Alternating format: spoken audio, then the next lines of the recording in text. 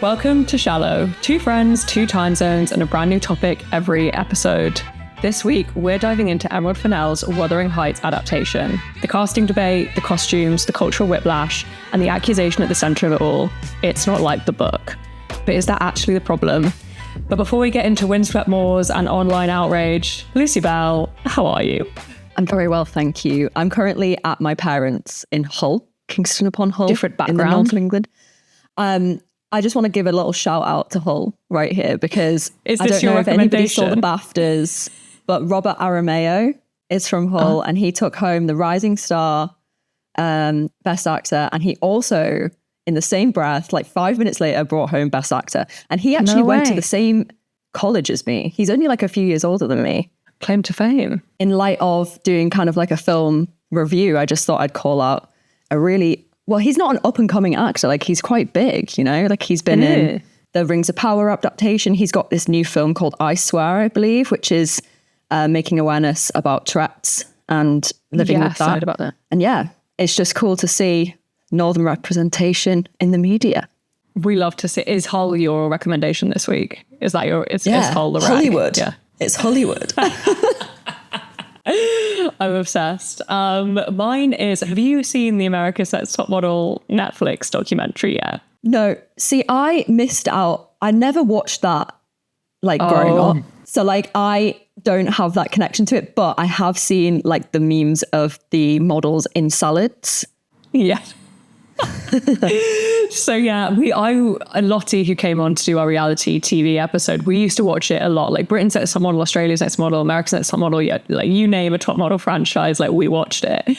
And I think I just don't remember as a kid like ever watching it thinking it was as actually as bad as it was. And I think looking back, and they interviewed like Tyra and the other hosts, and honestly, like there was just no accountability for how fucking outrageous it was. But a good watch. Obviously, I don't know. I think you could probably get away with watching it if you hadn't seen it, just for like the shock factor. But yeah, that's my recommendation this week. It hasn't aged well. It hasn't aged well. It has not aged well. Okay, so let's get into just a quick background on Wuthering Heights. It was obviously originally a book published on the 24th of November on 1847 under the pseudonym Ellis Bell, and it's actually part of a 3-volume set, which Wuthering Heights makes up the first 2 volumes. And it's actually been adapted nearly 35 times across film, TV, and miniseries, the earliest being a 1920s silent film, which honestly blew my mind. I didn't realize it had been adapted that many times across like film, stage, TV.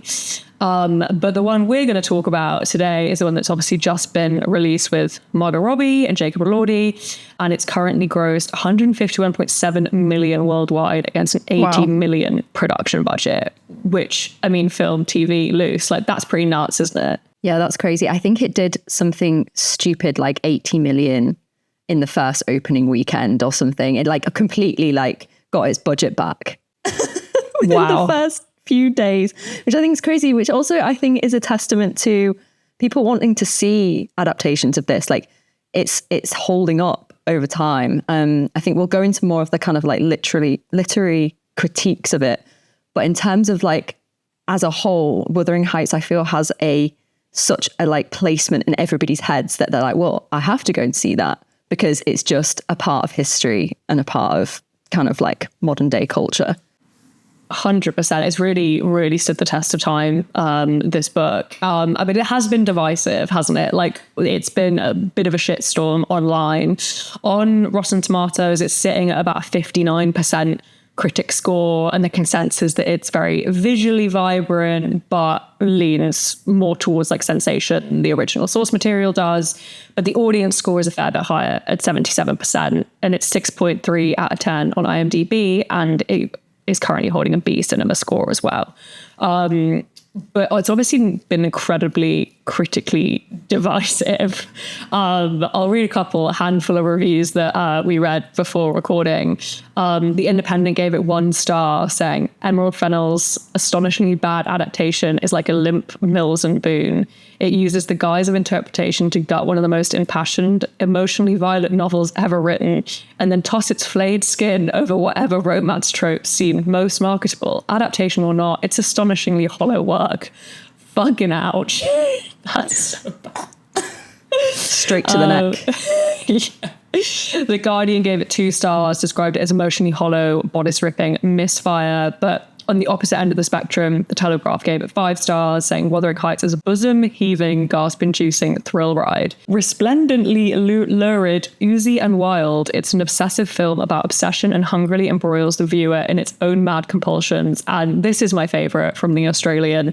I inhaled Wuthering Heights with my groin. The movie is soaked in a yearning that all females of all persuasions will recognise. Deeply obsessed with that take. But the dominant complaint is that it's not like the book. But before we get into that really quickly, what was your overall thought on the movie? Top line before we deep dive. Okay, my top line, I think I went into this film really not wanting a preconception of what I was going to feel and how I was going to react. And I think it was really hard because the critics absolutely destroyed this film.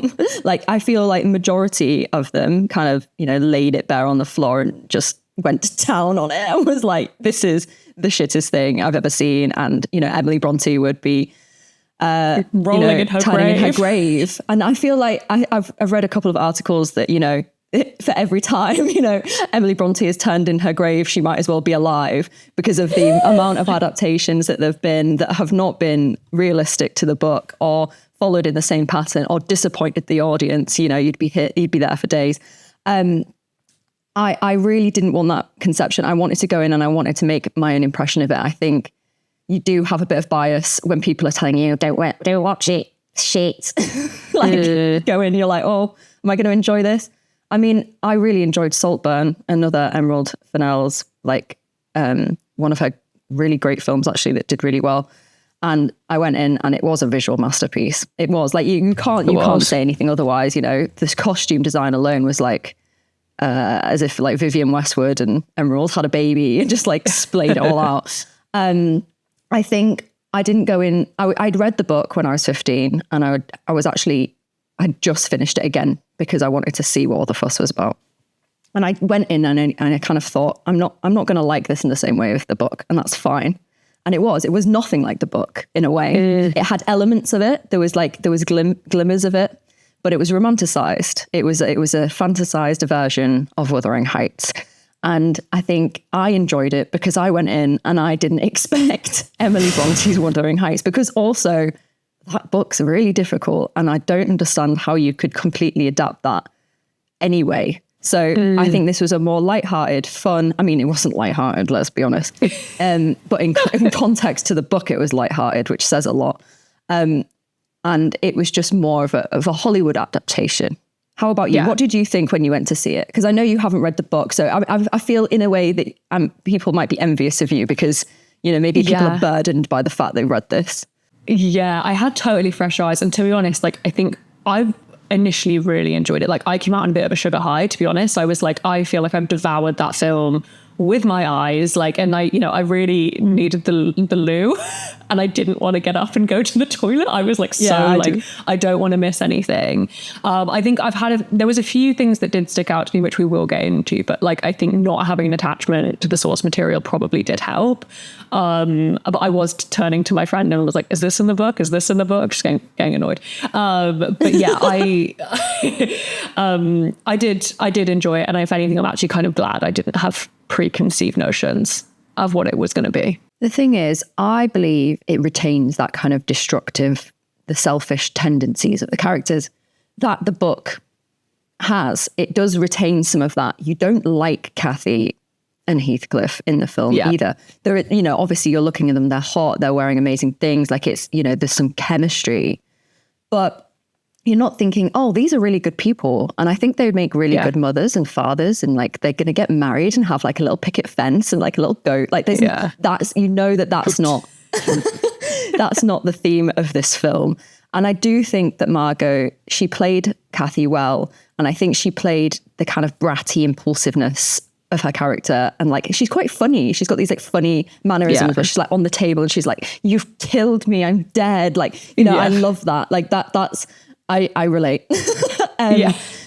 But I do believe that like, if you go and see this film expecting Emily Bronte's Wuthering Heights, I think you've really kind of got the wrong impression, because I think Emerald set out with a take of, this is not Emily Bronte's Wuthering Heights, hence the inverted commas. Yeah, she did. She literally said from the start that she said, the thing for me is that you can't adapt a book as dense and as complicated as difficult as this book. I can't say I'm making Wuthering Heights. It's not possible. What I can say is that I'm making a version of it. And she spoke to the BBC and she said, I wanted to make something that was the book that I experienced when I was 14. She added that some of the risque additions are things that she thought she had remembered reading it as a teenager, but actually weren't in there. And it's how she kind of filled in the gaps in her 14-year-old brain, which kind of allowed her to fulfill her 14-year-old wish, I guess. So I think I appreciated, she was really open about this up front. And I think you take a look at the outfits and instantly you're like, okay, this is not going to be a time perfectly accurate representation. What were the main things, having read the book and watched the films, what was the main things that were changed? Or is it just all of it? Okay, I'm going to preface with the fact that I think this book is really, really difficult to read. It's really, really difficult to read. And as somebody who is not a literature student, I find it really difficult to unpack. But how I would describe it is Emerald Fennell had this imagination of this world and this story in her head when she was 14, because you misinterpret things when you're younger. I think in my head when I was younger, I interpreted this like kind of Kate Bush mixed with, you know, Emily Bronte's Wuthering Heights, running through the moors, screaming, Cathy, Heathcliff, Cathy. That was my impression of Wuthering Heights, with this kind of supernatural element. When you read the book, you think, oh shit, this is not a love story. Like, this is like a really intense book about race, generational trauma, gender, and class. And obviously this film, you know, is a very like well-packaged version. It's a very like clean, like tie it in a little bow. This is the beginning, the middle, and the end. Whereas the book, it's separated very down the middle in two parts. You have the part which is what Emerald has adapted, which is this kind of quote unquote love story, where they're kind of, you know, Heathcliff's introduced to the family, they grow up together, they have this toxic, albeit in love relationship. The second, and you know, she ultimately dies. But the second book, I think, is the most harrowing in a way, because it's Heathcliff living the rest of his life without Cathy. Oh. And the torment that he kind of gives to the people around him. He ends up becoming this awful creature that just basically almost like tortures her daughter, Cathy's daughter, because Cathy actually gives birth in the book. Okay. And he actually forces her to marry his son, and he actually kidnaps her and keeps her in the house. See, it's very, very hard to like to package up and speak about. You know, we could be here all day. I think the emotional core of it is way more harrowing. I think I cried so much during the book because I was just like, well, how can it get worse? And it just did. You know, there's a point where Heathcliff literally digs Cathy's body up to look in her face one last time. Oh my Christ. And I feel like, you know, when people are saying, you know, this scratches the surface, the film, and you go and see the film and you think, well, actually, that was quite like, it was quite devastating. And like, I got quite emotional. And, you know, like there was a lot of, you know, in losing Heathcliff, Catherine loses herself, and in losing Catherine, like Heathcliff loses, it's like that whole package. And you feel emotionally raw. But I think when you read the book, you're like, oh my God, like every page, you're like, could it get worse? And spat back out. Yeah. Yeah, exactly. And I kind of liked the film because it was a bit more romanticized, and I kind of enjoyed it more because I was like, it's a bit more like Romeo and Juliet, you know, it was like they kill each other kind of version. Vibe. Yeah, exactly. If you've been enjoying the episode, can you do us a really quick favour? Drop us a rating, a little review. It helps more people find us, and honestly, we're a little bit needy like that. takes 2 seconds and means the world. Thanks, guys. Let's dive into kind of like the casting. How did you feel about Margot and Jacob? Were they the right choice for you? I think they're the right choice in the moment. I think they're hot on everyone's tongues, right? I think Margot's an incredible actor. So is Jacob. I think Jacob is having his moment. I think he just came off the back of Frankenstein, which did so well. Also for costume design, the costumes in that film were brilliant. And yeah, the costumes in this film, like in some ways, even better. Oh, amazing. And yeah, I think people were getting a bit jarred with her kind of like modern face. And I know you had this complaint, which we'll go into.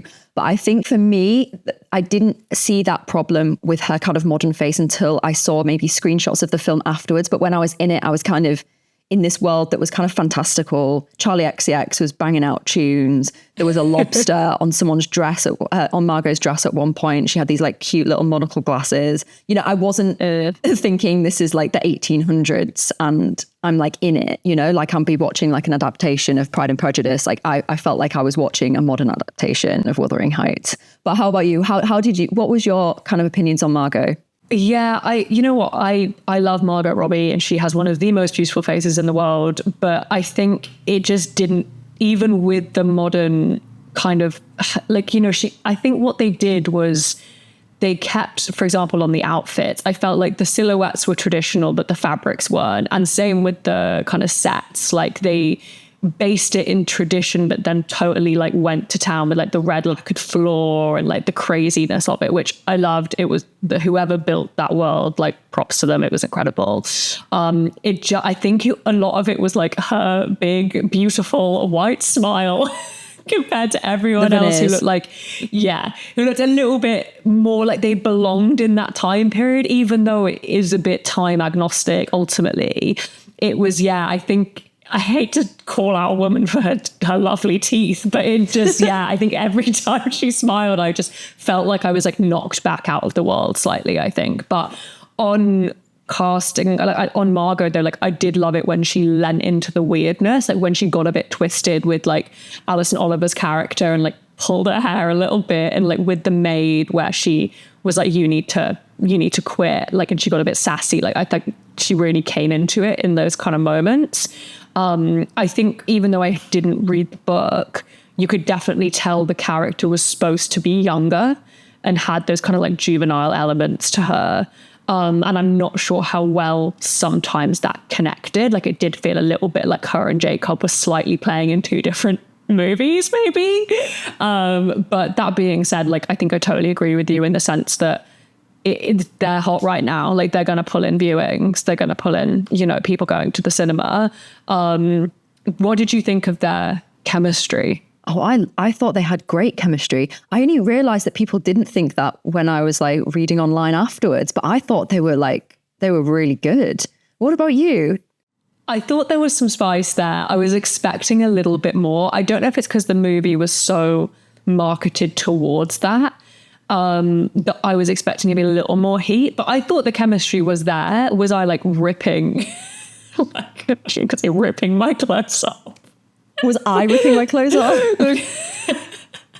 I think I went into it expecting some serious sex scenes because I think people had like set me up for that.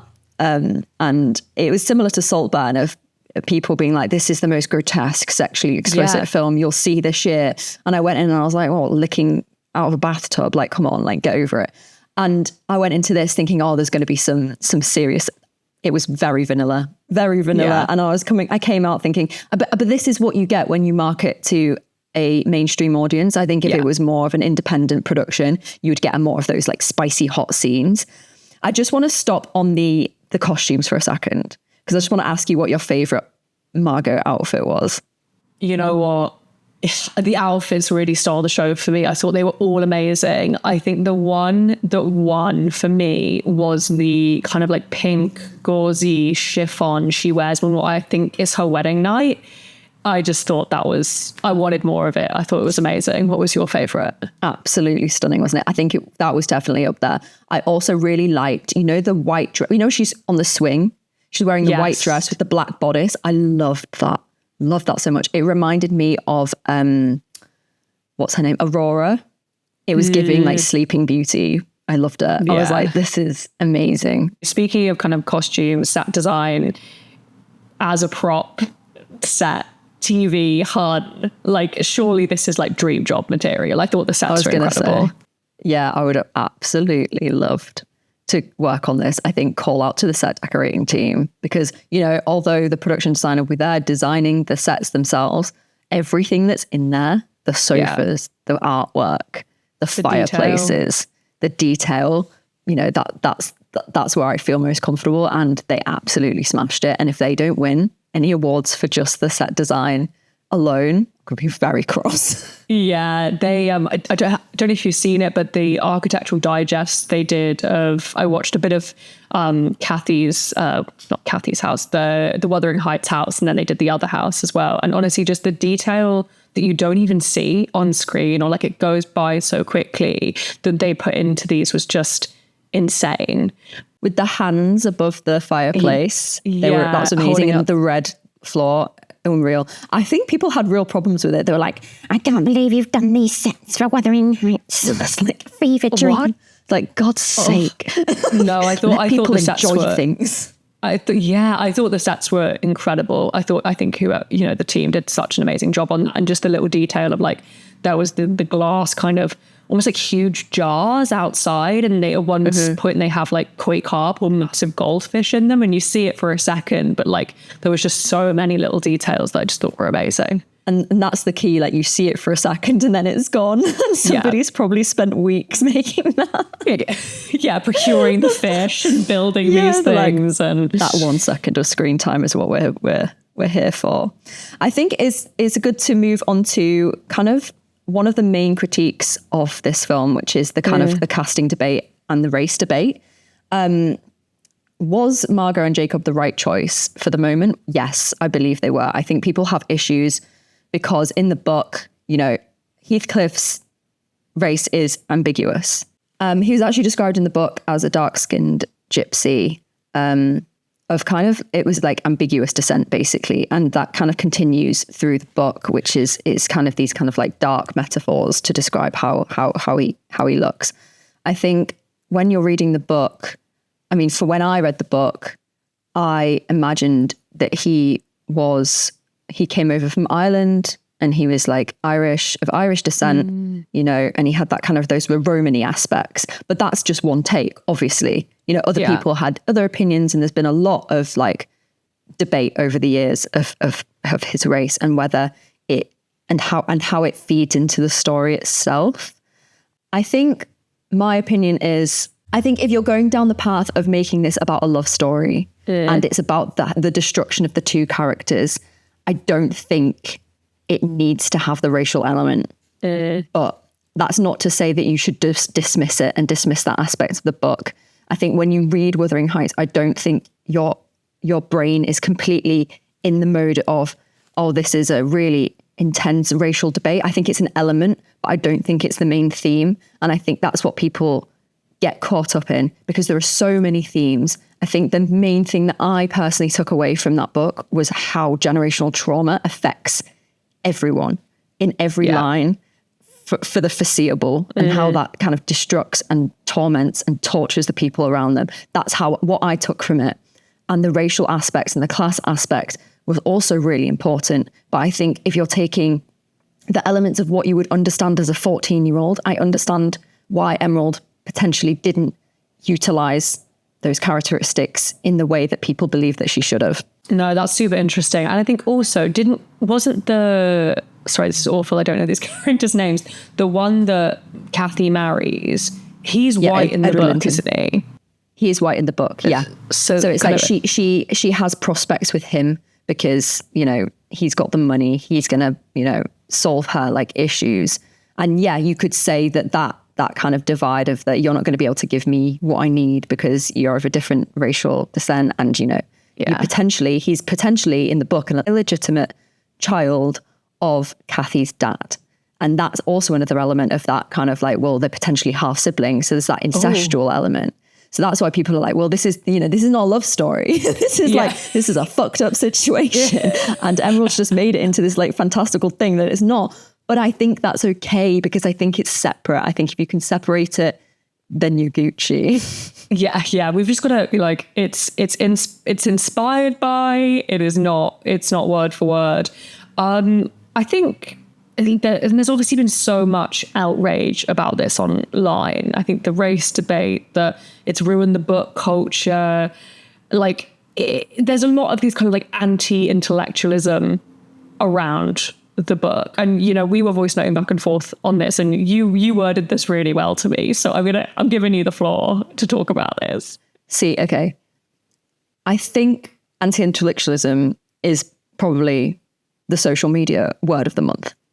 Because I have seen it so much in regards to this book, and I feel quite beaten down by it in a way. And although, you know, some of the elements of what people are saying in terms of the class, the gender, and the racial elements that need to be made aware of, I think it's this kind of buzzword, and it's quite hypocritical in my head to accuse audiences of anti-intellectualism when we live in a world where a lot of those in power are cutting like education fees, school fees, and everything's becoming more elitist.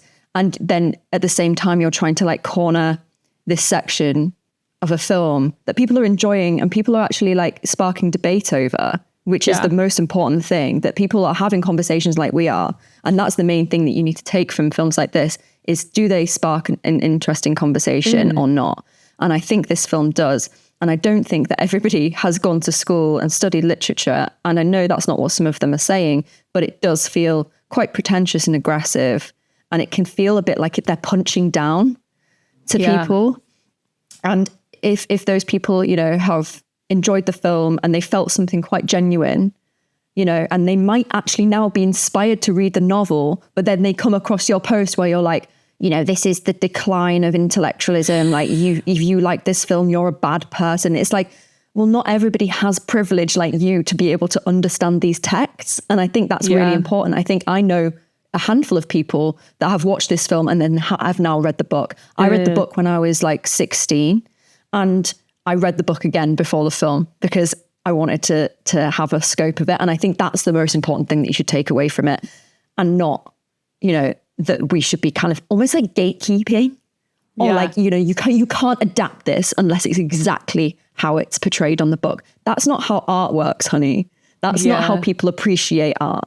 Like, you go to a gallery and you might look at a piece of artwork and think it's absolute trash, and the person next to you can think that was the most amazing thing they've ever seen. And I think that's the same for film, whether you regard it as some Hollywood tripe or not. It's like, that is important to that person. That sparked something in them. And maybe this is kind of like a little bit of like self-insecurity, because I went to see the film and I thought, you know, this is really great. And it kind of like, it enhanced the themes of the book for me in a way. I kind of thought, well, that was different because of that, and that was different because of that. And I almost understood the book more from knowing what it wasn't, you know? And I think that's really important.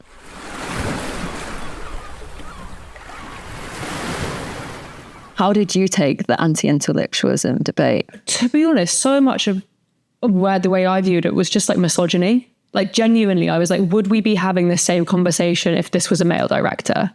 Honestly. And I think her class keeps getting brought into it. And I'm just like, oh, for fuck's sake. Like, do you know what I mean? It's like, can we give it a rest, to be honest? And I think the other side of it as well is like, we have the book. Everyone will always have this book. And I totally agree with you. If this has brought literature back up for a fresh generation, or whether people are revisiting it or learning about it for the first time, that can only be a good thing. And to be honest, I think this film, it didn't feel like stupid to me. Like, I don't know if that's me being a silly woman, but like, it just didn't feel like that. Like, you know, I think, yes, you could tell that she'd put it through this very hypervisual storybook lens. But I mean, as an experience, I really enjoyed it. And I think I totally agree with you. It feels like, how can we gatekeep this? And you know what? There is 35 plus now adaptations of this film. There is one there that people are gonna like. Doesn't need to be this one if it's not your vibe. I think, is dismissing the film as like not smart, just like pure misogyny. And people have said, this is a film and it's supposed to be the female gaze and there's all these sexual elements. I'm like, we've seen this film before. We've had this conversation before. Yeah. Women like sex, women like watching sex, women like being, you know what I mean? Like, heated rivalry call out. People enjoy that. Like, let's not like degrade the fact that women, this is kind of the female gaze and this is what women want to see. And it's also a testament to, seeing a woman masturbate on screen. You don't see that very much. You have a wank on the Yorkshire Moors, Han. Yeah, exactly. Like, and who gets to decide what is intellectually valid or not? That's what I don't like. I agree. And I think so much of it is, things that are built by females for females largely, I often feel get put through this silly little women lens. And that gets really boring to me. I also think as well, like the kind of like, when I've heard critiques, it's like, oh, it's a visual masterpiece, but it's not got anything, it's not got substance. And I think that's always been something to describe women as well. Yeah. And it's also trivialized as this, like, it's like an aesthetic rather than like, it's their aesthetic and how they look rather than what's behind the screen and what's behind, the words that they're saying.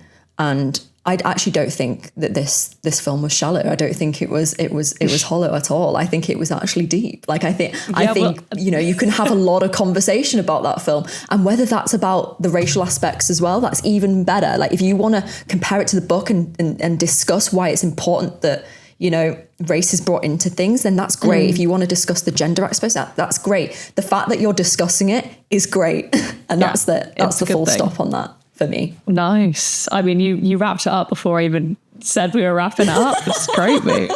The only question I want to ask quickly is actually two things. One, very quickly, what did you think of the Charlie XCX soundtrack? I personally really liked it. Oh, I loved it. Yeah. Oh my God. I love it. Chains of Love. I've been banger. Absolutely having that on repeat. I think it's got not to like shade the situation with Taylor Swift, but I feel like it's got some songwriting elements. God. Just saying. I feel like there's a bit of a blueprint happening, and there might be a reason that I'm replaying it because it sounds very similar to a Taylor Take a shot, Taylor mentioned.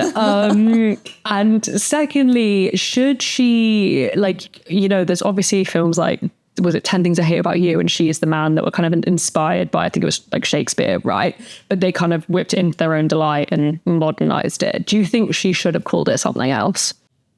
No. Because I just think it's like, it's her adaptation. It's fine to adapt things. It's fine to take a literal sentence from a book and make an adaptation of it. And if you want to put it in quotation marks, that's fine. Also, it's past the point. This book came out in 1847. She's not offended that you're making adaptations of it. You don't need to defend her. And also, her work had been so critically debated since she released it that honestly, this is just like another hair in the fucking head. I don't even know if that's a saying. I've just come up with that on my, but I think she's had a fill of criticism, and I think she would take it in good course. I think she'd be like, yeah, and another one. Let's see what you have to say.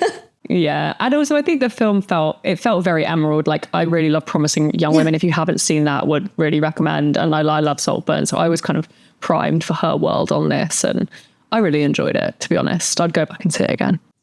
Is it really that deep? It's not really that deep, but also in the sense of, I think some of the discourse it's bringing up is like really deeping something that just isn't that deep. But at the same time, I think, you're not going to stick by my guns. I don't think it's that deep. You? Nice. No, I actually don't think it's that deep. I don't think this film is that deep. If we're just talking about Wuthering Heights, the film by Emerald Fennell, I don't think it's that deep. And if you read the book because of it, win-win. We love. Also, I've got this quote as well. We don't have to put this in, but I just wanted to read it out to you because it's just such a haunting quote. When Kathy dies, basically, she tells that one of her last words to Heathcliff is that she's killed him. And then he goes away. She dies while he's not there. He goes and sees the body. And he says, Catherine Earnshaw, you may not rest as long as I am living. You said I killed you. Haunt me then. The murdered do haunt their murderers. I cannot live without my life. I cannot live without my soul. I love it. You need to read this book. The drama. I'm going to read it. I'm going to read it. Thanks so much for listening to Shallow. If you enjoyed this episode, we'd love it if you could leave us a review. It makes a really huge difference in helping others discover the podcast. We always want to hear from you, so feel free to slide into our DMs, send us a bell, or follow us on Instagram at ShallowPod. Shallow is a boxed off production, written and hosted by Lucy Bell and Phoebe Whittle. We'll see you next time.